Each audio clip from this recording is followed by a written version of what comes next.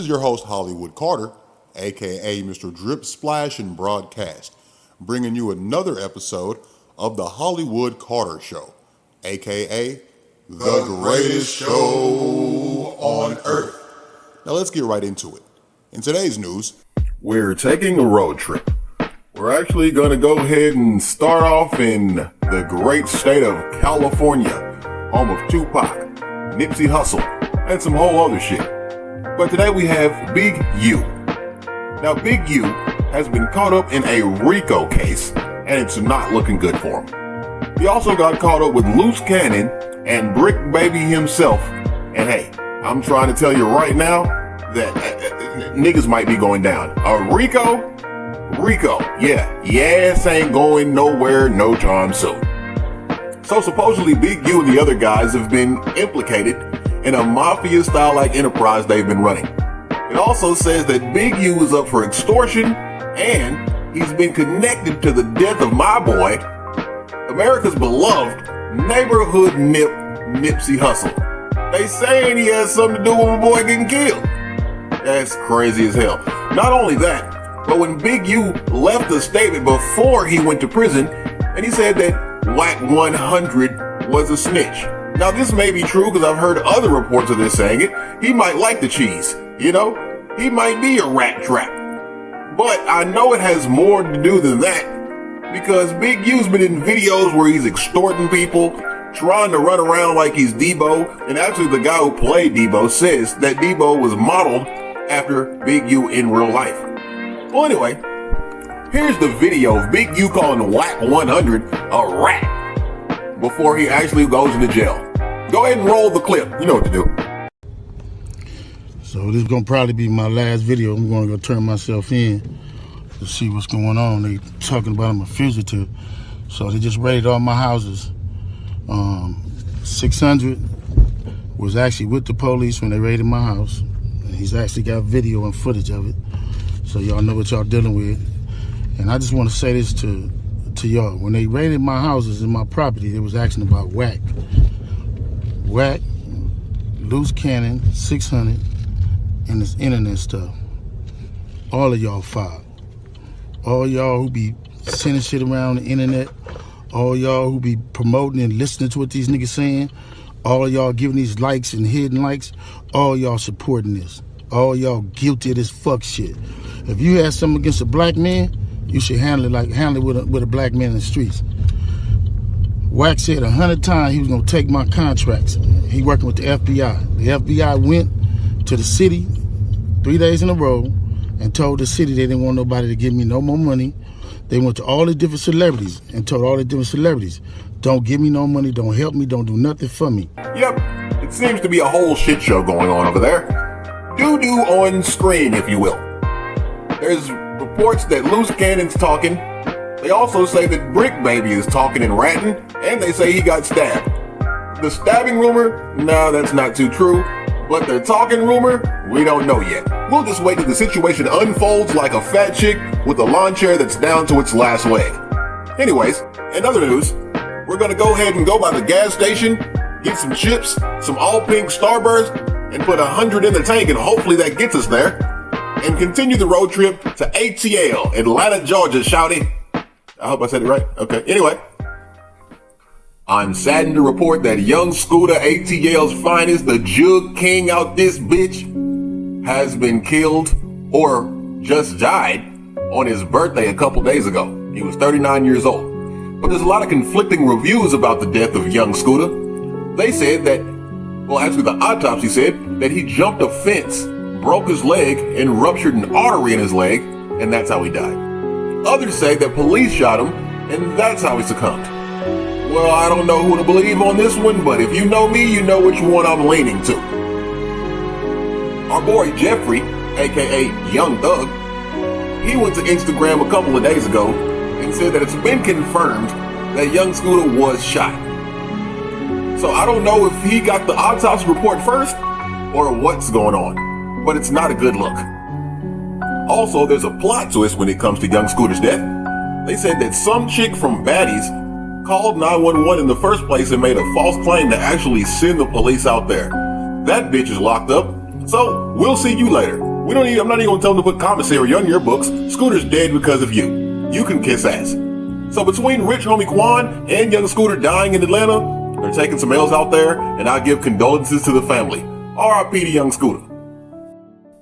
But while we're on the subject of Young Thug, they were trying to send Young Thug back to prison because he said a couple of things on his Instagram about a chick named Marissa Viverito, expressing his disdain and her unfairness. Since then, they've dismissed the case. Young Thug is not going back to jail because it was not a terroristic threat. It had nothing to do with gang relations or anything like that. So shout out to Young Thug.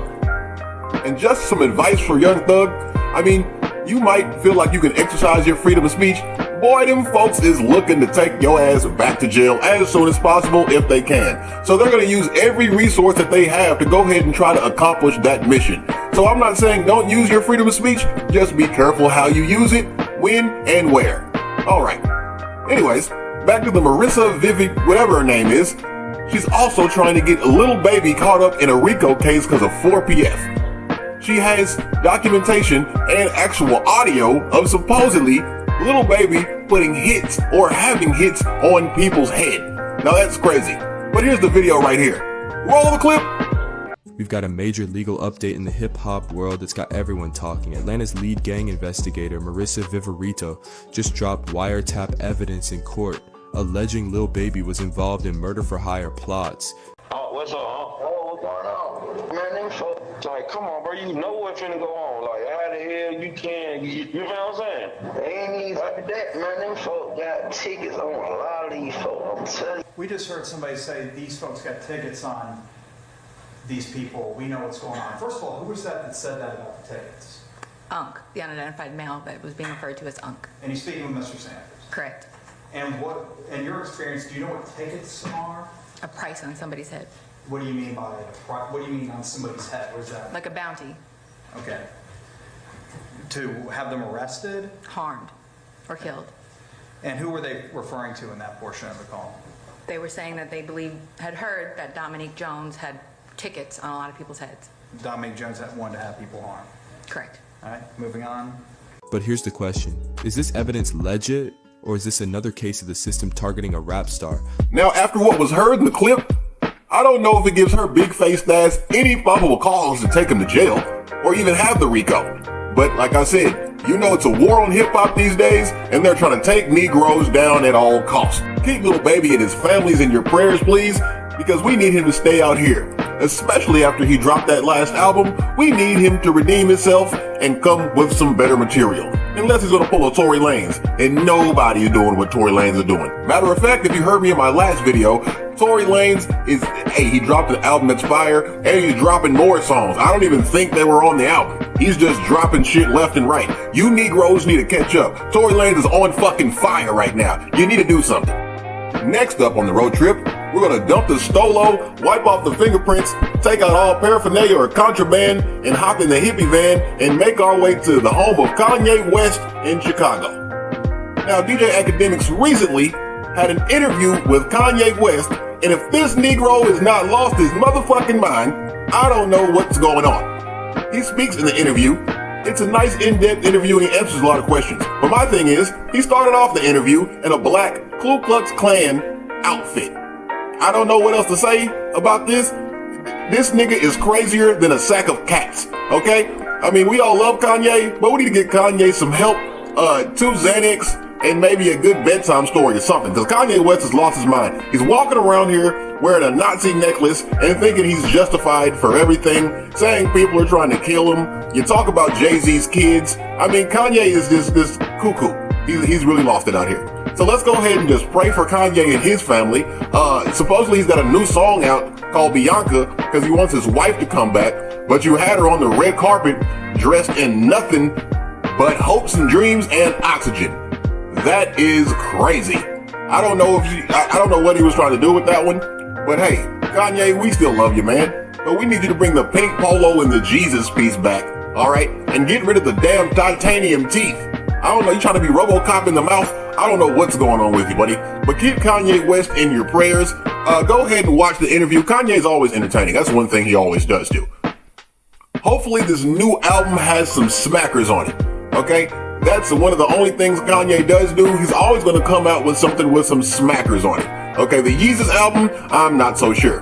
But most of the time, he's got that shiggity, and he's going to go ahead and pump it through your ears. Is that Diddy? I don't know. It didn't sound Diddy. Anyways, next on the road trip, we're still in the hippie van. It's kind of overheating, and the gas tank's pretty low. But we got enough gas to make it to Utah, where NBA YoungBoy is finally home.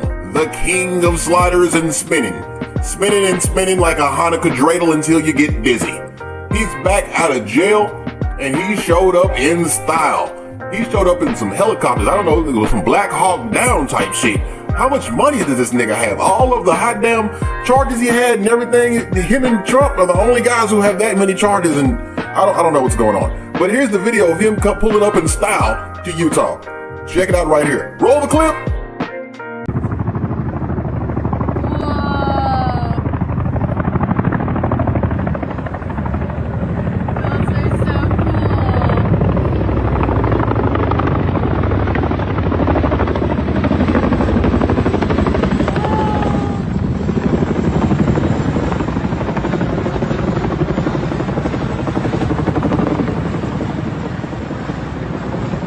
Now that YB is home, there's going to be a shortage of ammunition, shiesty masks, and quarter-pointed lawyers are going to be busier than a broke nigga with new Jordans on. Well, okay. Last but not least, the hippie van is broken down. We only have $10 left on a card, so we're going to book an Uber and see if the Uber will drive the rest of the way to the great state of Texas for food stamps.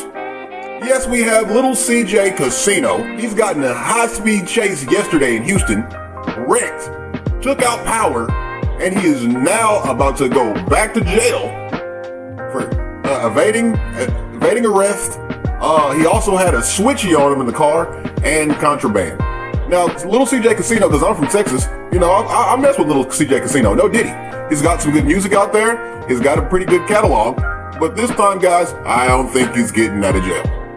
Just like I said about Yellow Beezy last video, go ahead and put some commissary on his books, because boy, he's not getting out of jail. I think he jumped bond and all kinds of shit. I don't know. I don't think Yellow Beezy did get out of jail. But CJ Casino, we're not going to see him for a while.